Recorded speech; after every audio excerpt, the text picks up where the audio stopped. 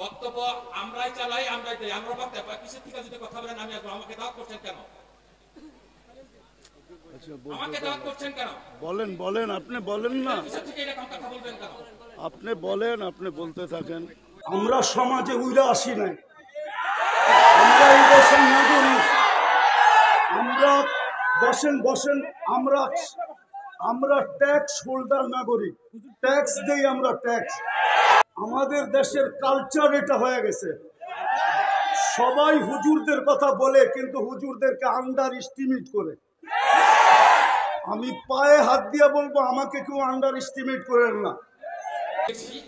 রাজনৈতিক কার্যকলাপ মসজিদের ভিতর থেকে অনুসরণ হচ্ছে। বক্তব্য আমরাই চালাই, আমরাই দেই, আমরা বক্তব্য কিসের থেকে যদি কথা বলেন আমি আসবো। আমাকে দাওয়াত করছেন কেন? আমাকে দাওয়াত করছেন কেন? বলেন বলেন, আপনি বলেন না, কিসের থেকে এরকম কথা বলবেন কেন? আপনি বলেন, আপনি বলতে থাকেন, বলতেছেন, বলতে থাকেন, বলেন। না না, আমাকে সুযোগ দেওয়া হয়েছে, তারপর আমাকে কেন সার্ভে করবেন? বলেন না রে ভাই। আমি কিন্তু ওয়াজ মাহফিলে আসি, আমরা অনুদান দিয়ে সার্বিক সহযোগিতা করে এখানে এসে দাঁড়াই। আর অনেক সবার কথা বলছি, অনেক বক্তা আছে অর্থের বিনিময়ে এখানে আসে। বিচার করতে হবে। একজন সমাজবাসী, সমাজপতি, সমাজের যে কমিটি, সে যতটুকু এই সমাজের কল্যাণের কাজ করতে পারবে, একজন ইমাম কিন্তু পারে না। সে ইমামের দায়িত্ব নিয়ে বসে আছে। কেন পারে না? আপনি সভাপতি মসজিদে কয়দিন রাত বাড়ি বাড়ি যে ছেলেদেরকে ডেকে নামাজ আনছেন, আনেন নাই? আপনার কথা যতটুকু মুরব্ব, ওই ইমামের কথা যতটুকু মুরব্ব। ইমাম তো প্রতি শুক্রবার ওয়াজ করেন, মাহফিলে ওয়াজ করেন, প্রতিটি পদক্ষেপে ওয়াজ করেন, কোনো তো কাজ হইতেছে না। কিন্তু আপনি কেন চেষ্টা করেন না? আপনার চেষ্টা কিন্তু সঠিক এবং সৎ রাস্তায় যাবে। আপনার কথা মানবে, আপনার মানে বিদায় সমাজের সভাপতি আপনাকে বানানো হয়েছে। সম্মানিত নেতৃবৃন্দ, আমি রাজনৈতিক বক্তব্য দেওয়ার জন্য মঞ্চে আসি নাই। আমি আসছি আপনাদের সহপাঠী ভাই হিসাবে, সঠিক রাস্তা দেখানোর জন্য, সমাজকে সংস্কার করার জন্য। দীর্ঘ 17টি বছর আপনাদের মাঝে আসতে পারি নাই। ওয়াজ মাহফিলে 17 বছর হয় নাই। আমরা কারাদণ্ড ছিলাম, দেশ সমাজ থেকে বিতাড়িত ছিলাম, এলাকা থেকে বিতাড়িত ছিলাম। আমরা যখন এই ছাত্র সমাজ, আপামার সাধারণ মানুষ, যেদিন এই সন্ত্রাস স্বৈরাচার সরকার পতন ঘটেছে, তার পরের দিন থেকেই এর মতো ওয়াজ মাহফিল এই সারা বাংলাদেশে শুরু হয়ে গেছে। ইসলাম বিরোধী, ইসলামের ওয়াজ মাহফিলকে ধ্বংস করেছে। যাই হোক, বক্তব্যের যদি কোনো প্রকার কাউকে মনে কষ্ট দিয়ে থাকি, সেটা আল্লাহর সাথে ক্ষমা করবেন। আমি সঠিক পথ দেখানোর জন্য, সঠিক রাস্তা দেখানোর জন্য আমি আমার বক্তব্য করেছি। এখানে কোন মঞ্চে যাতে ইসলামিক ফাংশন, ইসলাম বিষয়ে যাতে কথা হয়, কোন ব্যক্তির দলের স্বার্থে যাতে কোনো কথা ওয়াজ মাহফিলে না হয়।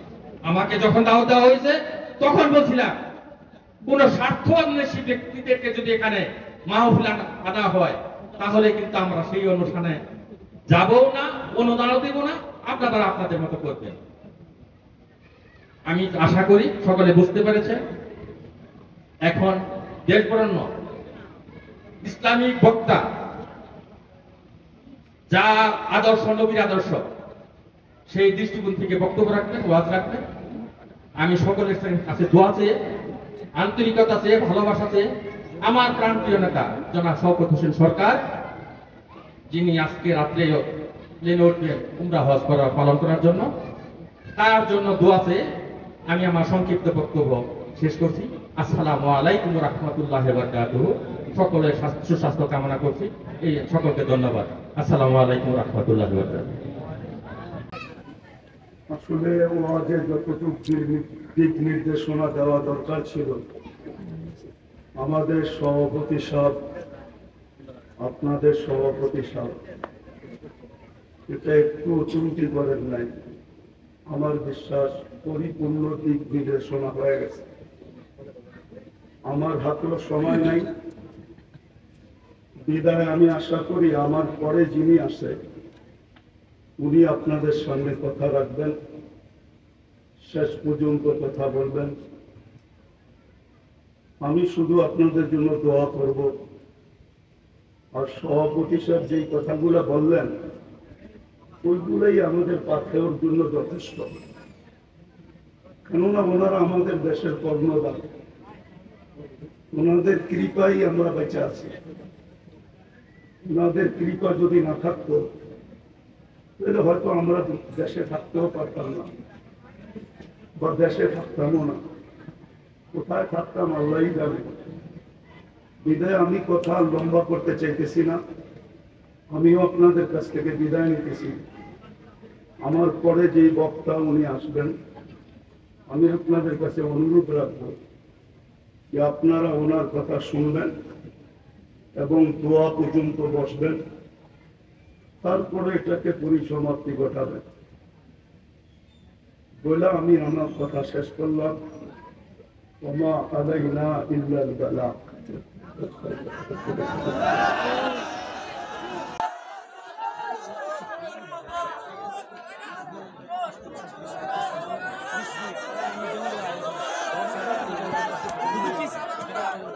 সময় নাই আমার কাছে, আপনি বসেন, আমার কাছে সময় নেই।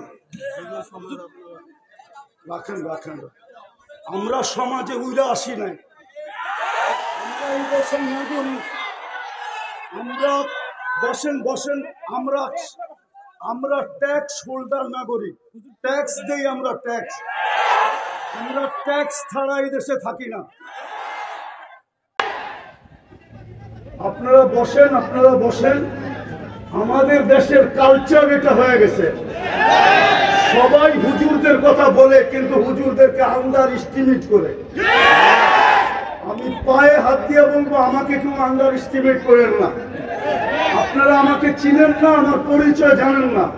বসেন, আপনারা বসেন, আপনারা বসেন ভাই, আপনারা বসেন ভাই, আমার পরিচয় আপনারা জানেন না, আপনারা আমাকে আন্ডার এস্টিমেট করেন না। আমরা সর্বওয়াজ মাহফিলে এটা ভুগতেছি আজকে 16 বছর ধরে না।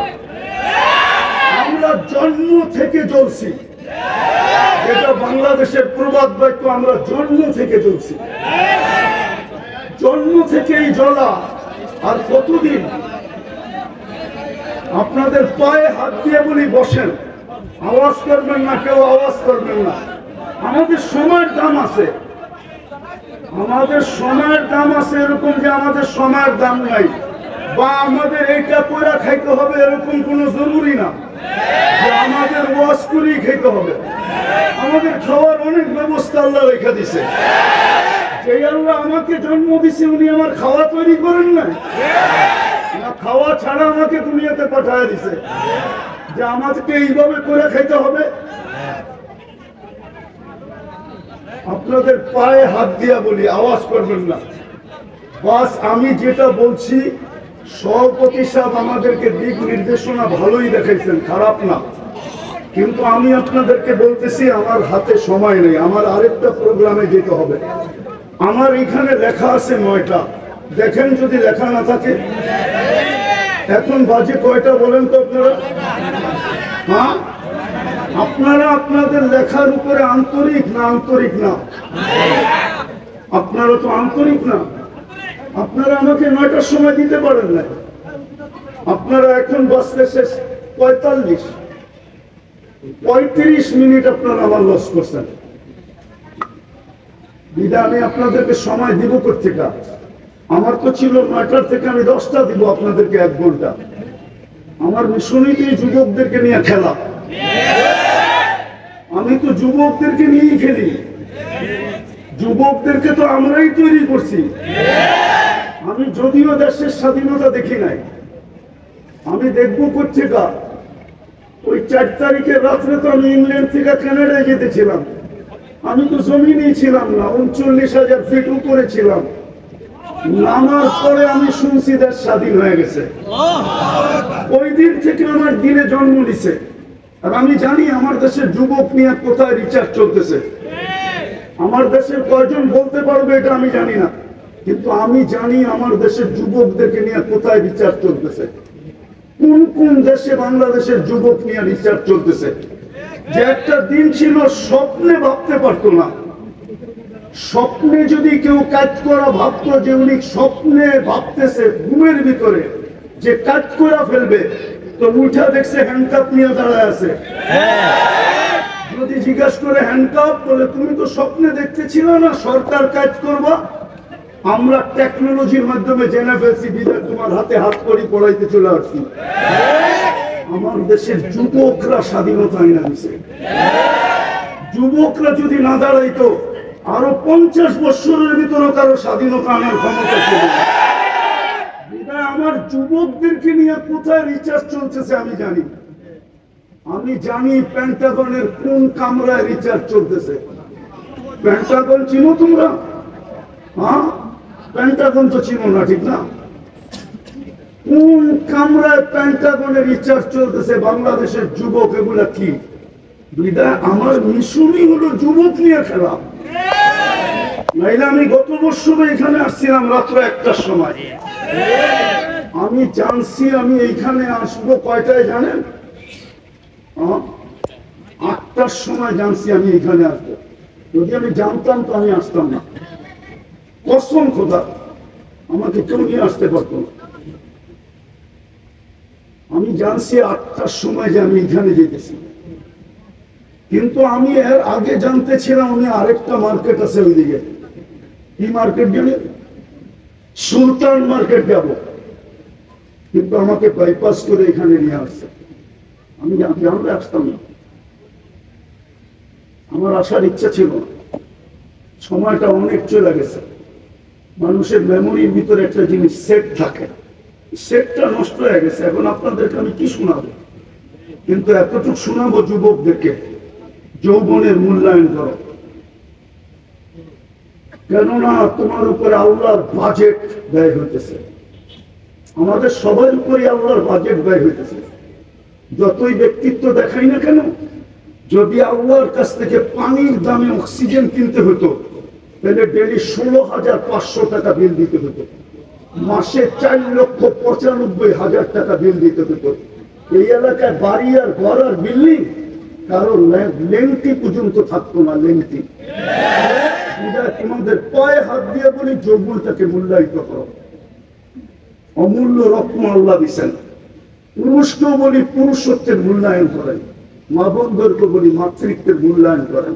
চলে যেতে হবে কালকে আল্লাহর কাছে। দুনিয়ায় কয়দিন? দুনিয়ার বাহাদুরি কয়দিন? হাতে আছে যতদিন, বা আপনি বেঁচে আছেন যতদিন। নাইলে অতিদিনের দাম বাড়ায় দিছিল। বিনা তেলে কিভাবে পাকাইতে হয় এটা পত্রিকায় লিখতে শুরু করছে। আজকেও দেখতেছি স্বৈরাচার বলতে বলতে গলা শুকায় ফেলতেছে, মাঝে মাঝে শুকায় আবার পানিও খায়। তো চিত্র তো দেখতেছি আমাদের চোখেই। দুনিয়ায় কতক্ষণ? আমি বেঁচে আছি যতক্ষণ, অথবা আমার কাছে আছে যতক্ষণ। যেদিন থাকবে না, আমিও থাকবো না, আমার কাছেও থাকবো না। এই জন্যই মৃত্যু লাগলে 4জন ফেরেশতা আসে। প্রথম ফেরেশতা ধ্বনি দেয় কানের ভিতরে, ইনকাতাতিল আজাল অনকাতাতিল আমাল, তোমার বয়স শেষ, আশা শেষ। দ্বিতীয় ফেরেশতা একটা চিৎকার দিয়ে কানটাকে ফাটায় ফেলে, সালাল ইস্তেগাল, বড় ব্যস্ত ছিল, আল্লাহ ডাকলেও আসার সুযোগ হতো না। আল্লাহ ডাকে, কে ডাকে? কে ডাকে? 5 বেলা কে ডাকে? 90% মানুষ নামাজ পড়ে না। আপনি ব্যস্ত? কি নিয়ে ব্যস্ত? ও যুবক, তুমি কি নিয়ে ব্যস্ত বলো আমাকে? কি নিয়ে ব্যস্ত তুমি? কোন দেহটা নিয়ে ব্যস্ত? এই দেহটা কে দিছে? কে দিছে দেহটা? পূর্ণতা কে দিছে? আল্লাহ তো নাস পর্যন্ত। আমাদের আগের যে প্রধানমন্ত্রী ছিল শেখ হাসিনা, এর ঘরেই তো প্রতিবন্ধী আছে। লক্ষ কোটি টাকার মানুষ পারলো না তো প্রতিবন্ধিত্ব দূর করতে। নাইলে ওনার মেয়ে প্রতিবন্ধী সংস্থার চেয়ারম্যান হলো কি করে? ওনার ঘরে যদি প্রতিবন্ধী না থাকতো, না নাই প্রতিবন্ধী ওনার ঘরে, ওনারা কি জানে না? পূর্ণতা কে দিছে? হ্যাঁ, কে দিছে? এটার ভিতরে পূর্ণতা কে দিছে? এক পানির দামে যদি অক্সিজেন কিনতে হতো, ডেলি 16,500 টাকা বিল দিতে হতো। তুমি কত শ্রম দিতা যুবক বলো? কয় টাকা বেতন করতা? কয় টাকা কামাইতা ডেলি বলো? শ্রম কতটুক দিতা? 100 গাদার শ্রম দিলেও তো 16,500 টাকা অর্জন করা মনে হয় সম্ভব হতো না। কে বাজেট ব্যয় করে? আরে বলেন না জোরে। ডেলি 16,500 টাকার বাজেট আল্লাহ ব্যয় করে। যদি জিহ্বা স্বাদ চেক করে দেয় আমাদেরকে, যদি স্বাদ মেশিন দিয়ে চেক করতে হতো তাইলে বোঝা যেত ঘরে আগে ফ্রিজ কিনে না মেশিন কিনে চেক করার মেশিন, স্বাদ চেক করার মেশিন। আগে ফ্রিজ কিনে না ওই মেশিন কিনে, আগে ওয়াশিং মেশিন কিনে না ওই মেশিন কিনে, আগে বাড়ি বানায় না আগে ওই মেশিন কিনে, তাইলে বুঝে যেত। আমাদের বিত্তশালীরা তো আমাদের দেশে চিকিৎসা করে না, কেননা আমাদের দেশের 80% রিপোর্ট বলে ভুল হয়। এই জন্য দেখবেন অসুস্থ হইতে দেরি চুপে চুপে ইন্ডিয়া যেতে দেরি করে না, চুপে চুপে সিঙ্গাপুর যেতে দেরি করে না, চুপে চুপে থাইল্যান্ড যেতে দেরি করে না, আমেরিকা ইংল্যান্ড যেতে দেরি করে না। হইতে পারতো আপনি মেশিন কিনছেন বটে, কিন্তু আপনার মেশিন যদি ভুল রিপোর্ট দিত আপনি কি করতেন? তাইলে তো প্রতিদিন খাইতেন আর প্রতিদিন হাসপাতালে যেতেন। আজ পর্যন্ত তো আপনার জিহ্বা ভুল রিপোর্ট দিল না। এই জন্যই তো আপনি বোঝেন না স্বাদ চেক করায় কয় টাকা লাগে।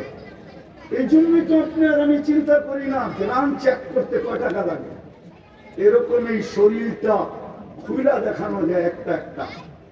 24 ঘন্টা আল্লাহটা বুক করি। এই জন্যই তো আল্লাহ জায়গায় বলছেন আফাহাসিবতুম আন্নামা খালাকনাকুম আবাস, তোর ধারণা কি তুই অনর্থক সৃষ্টি? তো আরেক জায়গায় হাদিসের ভিতরে বলছেন আতাইতু কাইনানে তানদুরু বিহা ওয়ালা উফাসি, এটা কি তোর ধারণা যে চক্ষুটা দিলাম তুই সারাদিন দেখিস, এটা অনর্থক আর হিসাব নিব না? চক্ষুর ভিতরে কয়টা ক্যামেরা? দুই চোখে 26 কোটি ক্যামেরা। যখন তুমি তাকাও তো 26 কোটি ক্যামেরা একসাথে ফ্লাশ করে, একসাথে ফ্লাশ। যেরকম তোমাদের ক্যামেরায় ফ্লাশ হয় এরকম 26 কোটি ক্যামেরা একসাথে ফ্লাশ হয়। আল্লাহ তো এটাই বলতেছে আতাইতু কাইনানে তানদুরু বিহা ওয়ালা উহাসিব, এরকম দৃষ্টি শক্তি দিলাম আর তুমি সারাদিন দেখো আর তোমার হিসাব নিব না। আতাইতুকা উযুনানে তাসমাউ বিহা ওয়ালা উহাসিব, তোকে শ্রবণ শক্তি দিলাম, তোর ভাবনা কি হিসাব নিব না? আতাইতুকা লিসানান তানতিকু বিহি, তোকে বাক শক্তি দিলাম, সারাদিন বক বক করিস, তুই ভাবতে। 24 ঘন্টার অডিও চলতেছে, এমনকি ঘুমের ভিতরে কি বলো ওটা অডিও চলতেছে। যদিও ঘুমেরটা ডিলিট করে দেওয়া হবে, বাকি একটাও ডিলিট হবে না। আল্লাহ বলে আতাইতুকা আকলান তুমাইয়িসু বিহি, এরকম একটা ব্রেন দিলাম যেটা দিয়ে তুমি ভালো মন্দ বোঝো আর তুমি ভাবো, তোমার হিসাব হবে না, তোমার হিসাব হবে না। আতাইতুকা কলবান তাতাফাক্কারু বিহি ওয়ালা ইউহাসিব, আতাইতুকা ইয়াদানি তাফতিশু বিহা ওয়ালা ইউহাসিব, হাত দিয়ে কর্ম করো, তুমি ভাবতেছো তোমার হিসাব নিব না। আতাইতুকা রিজলানি তামশি বিহা ওয়ালা ইউহাসিব, দুটো পাও দিলাম চলার জন্য, তুমি ভাবো হিসাব নিবে না। আকুনতা সগীরা ফাকাব্বারতুকা ওয়ালা ইউহাসিব, তুমি তো ছোটই ছিল, বড় তো আমি করলাম, তুমি ভাবছো তোমার হিসাব নিব না। কুনতা যায়িফা ফাকাব্বাইতুকা ওয়ালা ইউহাসিব, তুমি তো দুর্বল ছিল, তোমাকে তো সুঠামত্ব দিলাম, তুমি ভাবছো হিসাব নিব না। কুনতা জাহিলা ফাআল্লামতুকা ওয়ালা ইউহাসিব, তুমি তো অজ্ঞ ছিল, তোমাকে শিক্ষা দিলাম, তুমি ভাবতেছো তোমার হিসাব নিব না। কুনতা মিসকিনা, তুমি তো মার পেটের থেকে অসহায় আসছিলে, ফাআগনাইতুক, স্বয়ং সম্পূর্ণ তো আমরাই করলাম, তোমার ধারণা কি তোমার হিসাব নিব না? এই জন্য বলতেছি যুবক যৌবনের মূল্যায়ন করো, নাইলে কালকে কিন্তু হিসাব দিতে হবে। এটা দুনিয়া রঙ্গময়, যার মনে যা লয়। আল্লাহ ইচ্ছা স্বাধীনতা দিছে দিকা ইচ্ছা মতো চলতে পারি। যদি ইচ্ছা স্বাধীনতা না দিতেন তাহলে সারাদিন আল্লাহটা ভোগ করবে আর আল্লাহর বিরুদ্ধে বলবে, আল্লাহর বিরুদ্ধে বলবে, আল্লাহর বিরুদ্ধে চরণ করবে। আমার সমাজের তো 90% নামাজ পড়ে না। ডাকে কে? আরে বলেন না জোরে, কে ডাকে? কে ডাকে? আল্লাহ কে? যারটা 24 ঘন্টা ভোগ করেন উনি আল্লাহ, যার কাছে হায়াত উনি আল্লাহ, যার কাছে মৌত উনি আল্লাহ, যার কাছে সুস্থতা উনি আল্লাহ, যার কাছে অসুস্থতা উনি আল্লাহ, যার কাছে ধনী হওয়া উনি আল্লাহ, যার কাছে গরিব হওয়া উনি আল্লাহ, যার কাছে ইজ্জত দেওয়া উনি আল্লাহ, যার কাছে বেজ্জত করা উনি আল্লাহ। ইচ্ছা করলে সকালের ধনীকে বিকালে ফকির বানাইতে পারে, ইচ্ছা করলে বিকালের ফকিরকে সকালে ধনী বানাইতে পারে। উনি আল্লাহ, শুধু এখানেই শেষ না। দুনিয়া ভাবে কিছু, আল্লাহ ভাবে কিছু। দুনিয়া ভাবে কিছু, আমরা আল্লাহ ভাবে কিছু। হ্যাঁ, দুনিয়া ভাবতে ছিল কিছু, আল্লাহ ভাবতে ছিল কিছু। আল্লাহ যেটা চায় ওইটাই হয়। তো ওই আল্লাহ ডাকে, শুধু এখানেই শেষ না, 99 পদের মালিক আল্লাহ ডাকে। 99 পদের মালিক আল্লাহ ডাকে। তর্জমা তো দেখে না, খালি নিজেরটা দেখি, আল্লাহর পরিচয় তো দেখি নাই। এই মজমা এক যুবকও নাই 99 নামের অর্থ দেখছে, এই স্টেজেও কেউ নাই 99 নামের অর্থ দেখছে। প্রত্যেকে আল্লাহ চিনবে। অফিসের সামনে তো পদবি লেখা থাকে, এই পোস্টারেও তো পদবি লেখা আছে পরিচয় হিসাবে। আল্লাহ তো নিজের পরিচয় দিছে 99 নাম দিয়া। আল্লাহ নিজের পরিচয় দিছে, আমি আল্লাহ কে ভালো মতো দেখ, তাইলে তোর বিবেকের পর্দা করবে, নাইলে একদিন দুনিয়ার জীবন শেষ হয়ে যাবে। আজকে সূর্য এই এলাকায় বলতে বলতে ঢুকছে, হতে পারে কালকে তোমরা কেউ আমাকে উঠতে দেখবে না। আমি দুনিয়ার শত জায়গা চিনি এই দুই চোখে, আমি একটা দেশ তো দেখি নাই। এই পর্যন্ত 103টা দেশ দেখা শেষ আমার, 7টা মহাদেশ দেখা শেষ আমার। হ্যাঁ হ্যাঁ, আমি শুধু উন্নত দুনিয়া নিউজিল্যান্ড দেখি নাই, বাকি সব দেখা শেষ। আল্লাহর মেহেরবানি, দেখতে বেশি সময়ও লাগে না। আমার পাসপোর্টের যে অবস্থা এখন আছে, যদিও কথা মিডিয়ায় চলে যাবে, আমার এয়ারপোর্টে গিয়ে টিকিট নিলেই চলবে। আমি বড় অহংকার করে বলতেছি না, আমি চিনি দুনিয়ার ওই জায়গা, এক রাত্রে মাটির সাথে মিশে গেছে। ওই জায়গা চিনি, যে জায়গায় ঈসা আলাইহিস সালাম দাঁড়ায় জিজ্ঞেস করছে এক রাত্রে কিভাবে সমূলে ধ্বংস করলো। তো বলছে বিতনা বিল আফিয়া আসবাহনা ফিল হাবিয়া, ফুর্তি করতে করতে ঘুমায় গেছিলাম, নিশ্চিন্তে সকালে উঠে দেখি হাবিয়া দুচকের ভিতরে। আজকে সূর্য বলতে বলতে এই এলাকায় ঢুকছে, এখনো মাটিটা বলতেছে তামশি আলা যাহরি মাসিরুকা ফি বাতনি। হতে পারে এখান থেকে উঠা কেউ বাড়িতেও পৌঁছতে পারবে না, এর আগে শোনা যাবে হাসপাতালে নিয়ে গেছে, ডাক্তাররা ঘোষণা দিছে দেখ চলে গেছে দুনিয়ার থেকে। হতে পারে এরকম।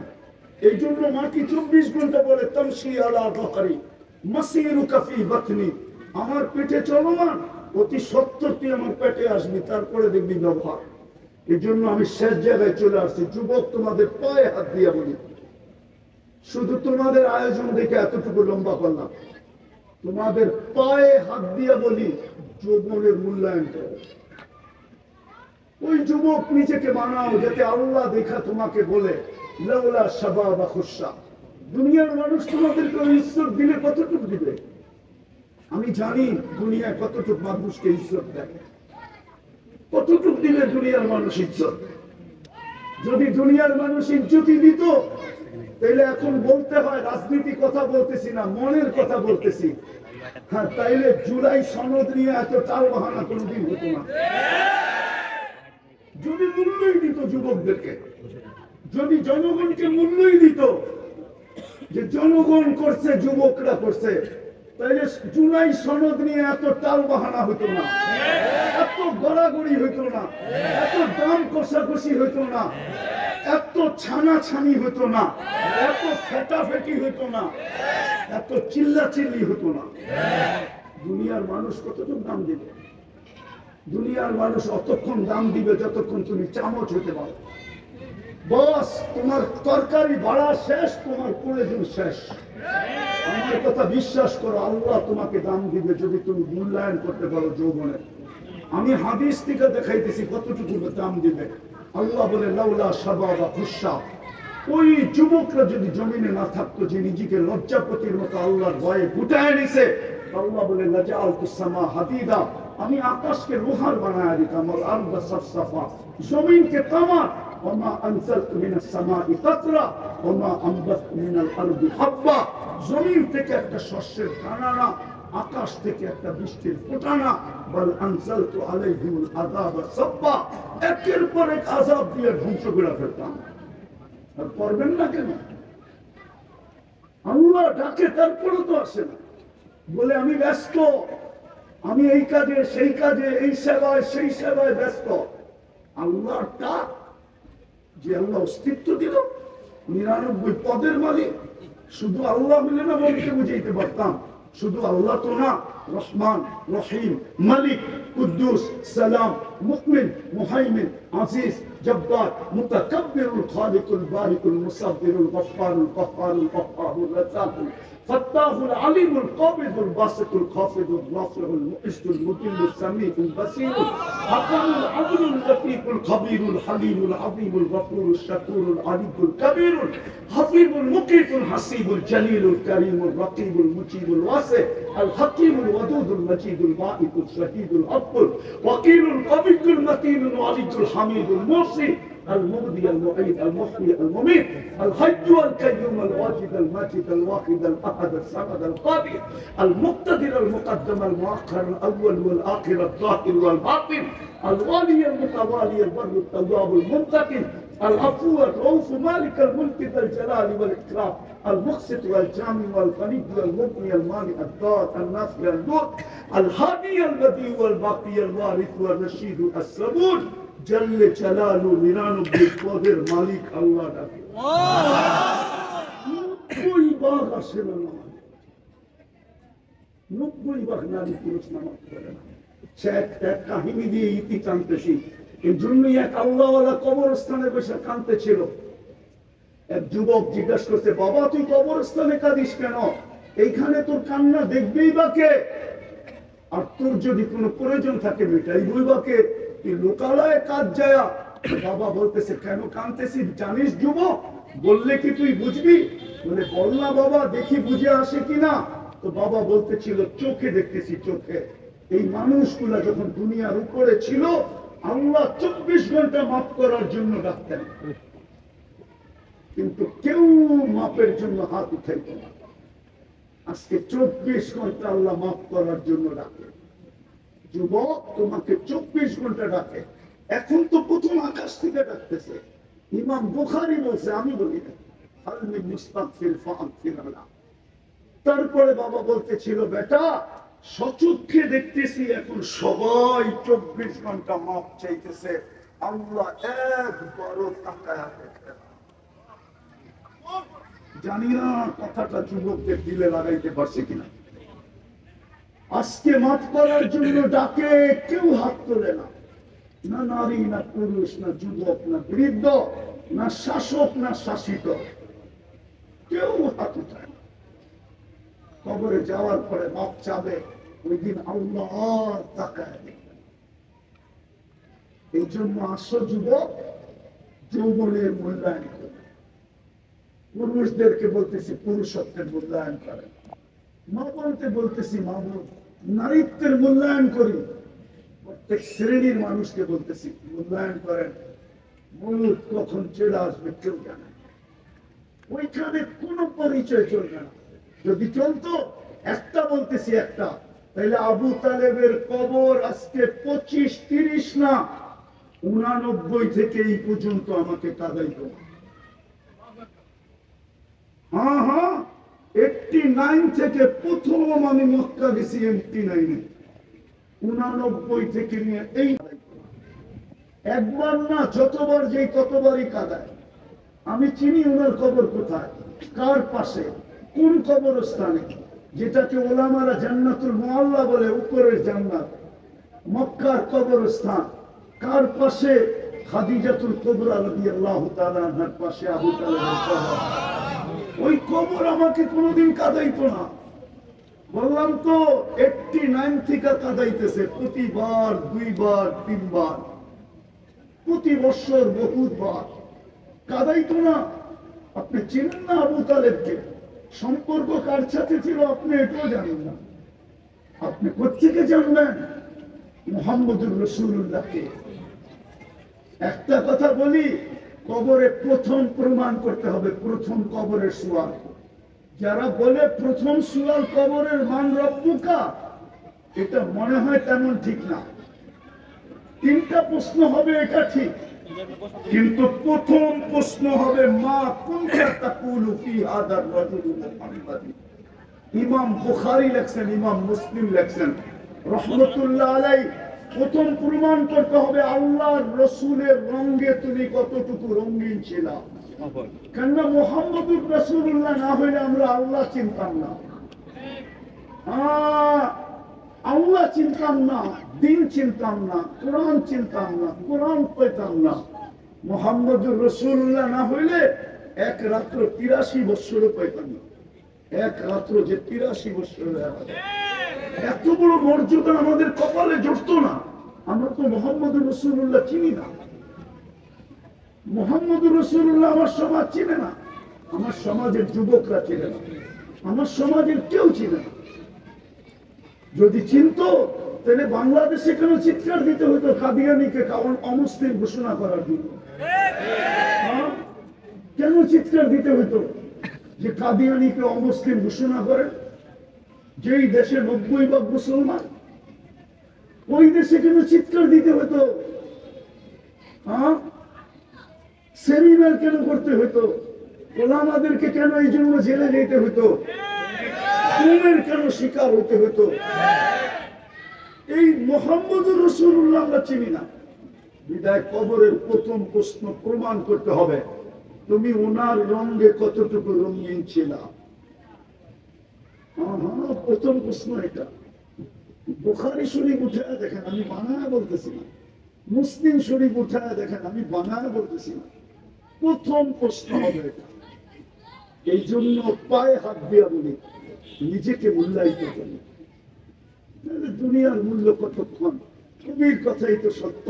मिले खाक में आले शाह कैसे कैसे, जमी खा गई नौजवान कैसे कैसे, अजल ने न छोड़ा किसरा न दारा, उसी से सिकंदर सफाते भी दिहारा, हर एक लेके क्या क्या हसरत सुधारा, बुरा रह गया यही ठाट सारा, बचपन ने तुझे बरसू खिलाया, जवानी ने मजनू बनाया, बुरा पे आके फिर क्या क्या सिखाया, अजल तेरा कर देगी बिल्कुल सफाया, तुझे दुल्हन के रहो सबसे आला, वो जीनत निराली हो फैशन निराला, यूं ही जिया करता है क्या मरने वाला, तुझे हुस्न जाहिर में धोखे में डाला, जगह जी लगाने का दुनिया नहीं है, ये इबरत की जा है तमाशा नहीं है, अफा हसिबतुम अन्नमा खलकनाकुम अबस।